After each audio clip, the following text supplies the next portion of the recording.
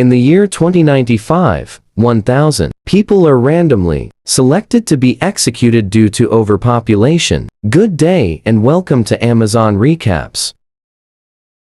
In an alternate universe, Earth's natural resources have been depleted by overpopulation. There are simply too many humans for an ecosystem on the brink of collapse. Amid this ongoing catastrophe, the UN Secretary General holds an urgent summit in Athens. Leaders from various nations come up with a drastic plan to preserve the planet, reducing the population through artificial means. The Secretary General then declares that international borders will close immediately, and each nation must reduce its population by 20% within a year. In the US, a task force called the Department of Citizen Strategy, or DOCS, is established to execute the population reduction. They introduce a euthanasia initiative where individuals volunteer to end their lives peacefully. The family of the deceased will receive a sum of $250,000 for their sacrifice. Meanwhile, in a lavish villa, retired news anchor Charles York watches his son, Jared, give an interview on TV. Jared is an anthropologist and publicly vocal about supporting the government's euthanasia program, but Charles disapproves of the show for some reason, so he turns off the TV and heads downstairs. In the kitchen, his wife Dawn is preparing a sumptuous meal. Charles arrives and starts emptying all the alcohol from his cellar into the sink. It's revealed they are hosting a family dinner for their 4 children. A few hours later, Jared arrives at the villa and heads straight for the kitchen. He grabs a glass and goes to the cellar, only to find it completely empty. Jared guesses that his father must have hidden the alcohol, as Noah, his adopted brother, is also coming for dinner. It's obvious that Noah has addiction problems, and Jared isn't fond of him. Slowly, other guests start trickling in for the family dinner. Rachel, the middle child, arrives with her teenage daughter, Mia. Charles greets everyone warmly, but is surprised to see Mia. It's revealed he had told his children that the dinner was for adults only, but when Rachel threatens to leave, he lets Mia stay. Noah arrives near the villa, but can't summon the courage to go in. He calls his girlfriend Grace, who tries to comfort him. When he still doesn't calm down, she understands and asks him to come home if he's uncomfortable. Noah decides to head back, but he's stopped by his half-sister Ashley. She tells him to hop in her car and says, "Get in, expletive. We're going to get euthanized by Dad probably," threatening to cancel the event if he doesn't show up. It's clear the two share a close bond. Later that night, the whole family gathers at the dining table, and Dawn serves exquisite dishes. Charles makes a toast, thanking everyone for coming and apologizing for missing so much family time because he was so focused on his career. Suddenly, Rachel interrupts the speech and demands to know why they were invited. In response, Charles grabs his wife's hand and reveals that they have decided to volunteer for the euthanasia program. This enrages Rachel, and she starts swearing for not being given a heads up so she could have left. Charles points out that he did mention the dinner was for adults only, and politely asks Mia to leave the table. After the teenager heads upstairs, Charles explains his decision. The government has mandated that at least one person from every family must be enlisted. Charles states he wouldn't be able to bear the pain if one of his children were selected at random, so he and Dawn have volunteered to safeguard the family from future enlistments. However, Jared, who is closely working with the government, asserts that these rules don't apply to powerful, wealthy families like theirs. But Charles refuses to abandon the idea, not wanting to take any chances. Just when the conversation starts to heat up, Dawn orders everyone to take a break and return for dessert. Later, a living room. Noah tries to change his father's mind by telling him that DOCS had already met the 20% reduction target, but they are continuing the enlistments to eliminate certain classes of people. Charles seems to agree, but Jared, who is also in the living room, becomes angry at these rumors and defends the government's actions while mockingly poking fun at Noah's addiction. Ashley, who overhears, comes to her half-brother's defense, but in her rant, she accidentally mentions Noah's girlfriend. To everyone's surprise, Charles is thrilled and asks to see a photo of the girlfriend, commenting, "This is great. I thought you were asexual, son." Charles leaves to assist his wife, but soon returns with a note. It turns out Dawn has run away from the villa because she's having second thoughts about volunteering. Just then, the doorbell rings, and Mia answers. Officials from docks, who were scheduled to come later, have arrived early. The lead officer, Bob, says there was a scheduling change, but Charles invites him inside and informs him that Dawn is missing. He requests a postponement, asking if they can return once Dawn contacts them. Bob, appearing friendly, agrees, but asks to speak with Charles privately. Once alone, the elderly man is given cancellation papers to sign. As he reads, he notices something that angers him, but Bob assures him that if he refuses both options, his reputation, wealth, and property could all go down the drain. The scene shifts to a few moments later, where, visibly distraught, Charles tells his children that he has chosen to proceed with the procedure, though he doesn't disclose what was on the cancellation papers. Next,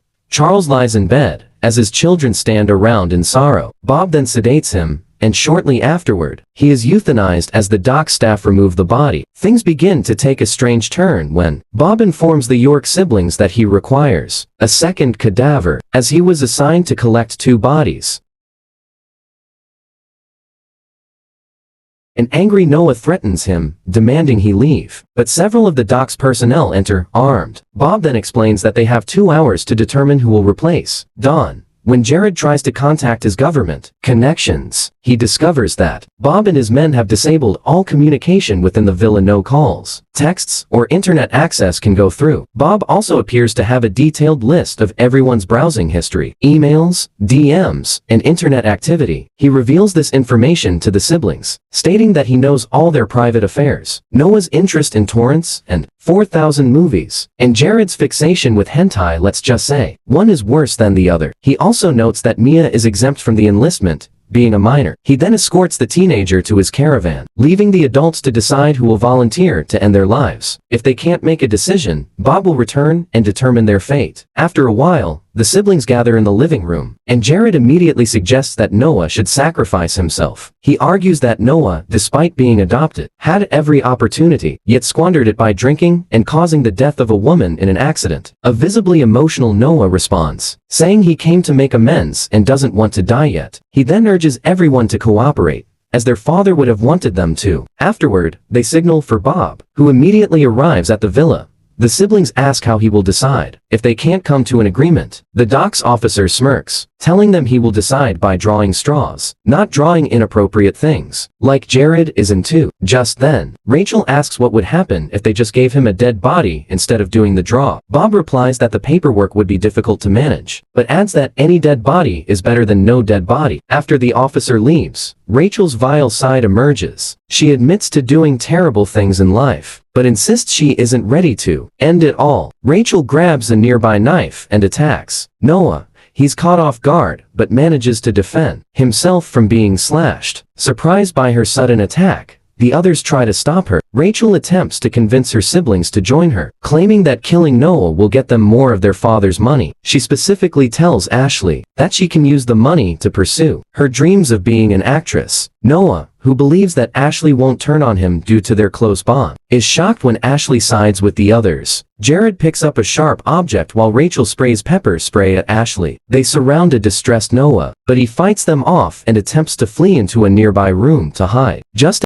as he is about to shut the door, Rachel throws a knife at him. Meanwhile, in the docks camper van, Bob receives news that Dawn has surrendered. Surprised, he orders his men to take her to headquarters.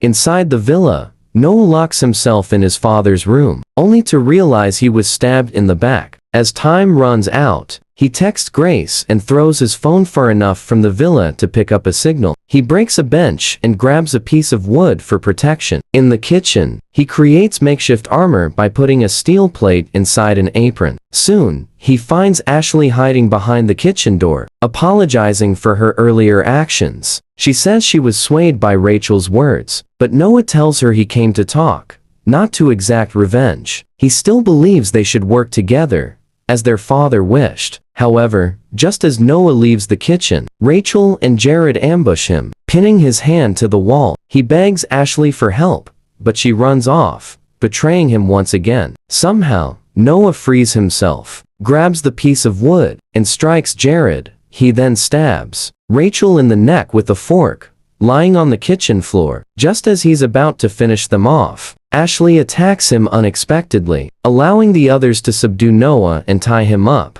A few moments later, Noah is tied up, surrounded by his half-siblings. They prepare to stab him when Grace suddenly arrives and calls for him. The siblings rush outside, only to find Grace recording the dock's personnel, who are armed with assault rifles. Bob comes out of the camper van to confront her, and tensions rise. The siblings urge Grace to run for help, and she complies. But she doesn't get far before one of the guards shoots her down. Bob then orders the siblings to bring him a body within 15 minutes.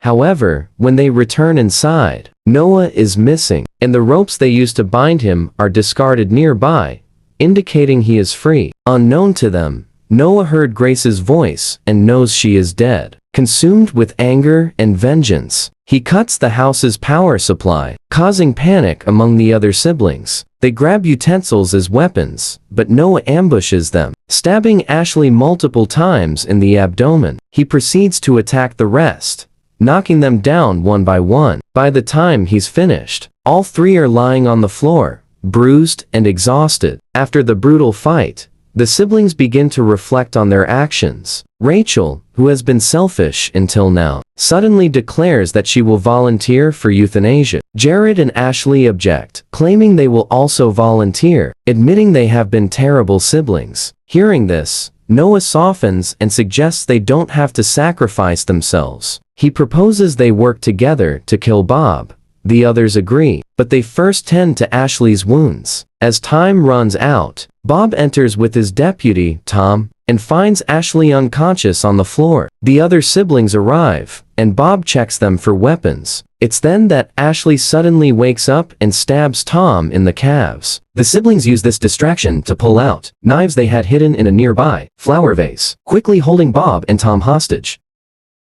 They even forced the remaining dock security guards to surrender their weapons. Unfortunately, Ashley, who had been stabbed multiple times, passes out. Bob attempts to squirm out of his restraints, but Jared picks up a gun from the floor and knocks him unconscious. When Bob regains consciousness, he finds himself strapped to a chair while the Yorks prepare to euthanize him. He warns them that if they kill a dock officer, the state will take custody of their children. However, the siblings ignore him and ready the equipment for the procedure. Bob then tries to negotiate, revealing that Dawn is at the dock's headquarters. If they free him, he promises to make up a story that will allow them to live out their lives peacefully, alongside Dawn. The scene shifts a few days later to Noah at a concert, playing the piano. His family, including Dawn, sits in the audience, proudly watching him. It's revealed that they accepted Bob's deal and let him go. In exchange, Bob fabricated a story, declaring Grace and Ashley as voluntary enlistees. Don't forget to subscribe for more content like this. Hit the notification bell so you never miss an update. And give us a thumbs up to support the channel. Thanks for watching.